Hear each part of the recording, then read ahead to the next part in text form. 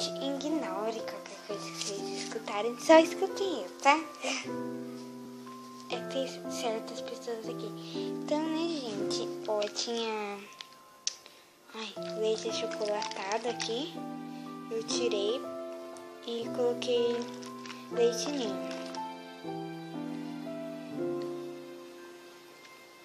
Aí, tinta. Isso aí, eu fiz com tinta. Todo mundo faz assim, né? É que meu irmão não entende. Eu vou filmar ele, gente, se ele não parar. É que ele não gosta. Eu já disse pra ele, se você ficar estragando meus vídeos.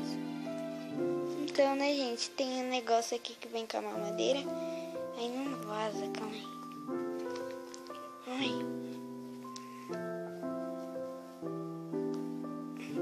Gente, são 4 da manhã e não sei o que, deve ser 4h21, eu vi 4h19.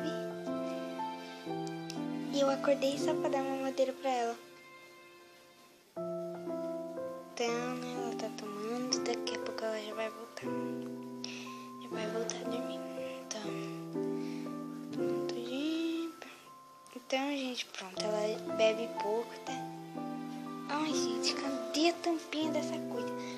Ai, eu deixei pra lá. Então tá, gente, agora eu vou deitar ela. Meu Deus.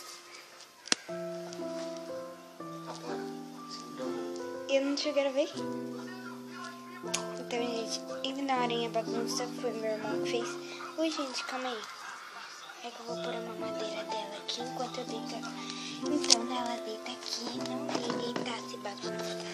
Se tá bagunçado, ela tá dormindo assim como eu mostrei em outros vídeos. Vestidinho e sapatinho. Então, pra o vídeo não ficar muito, só vou mostrar deitando ela.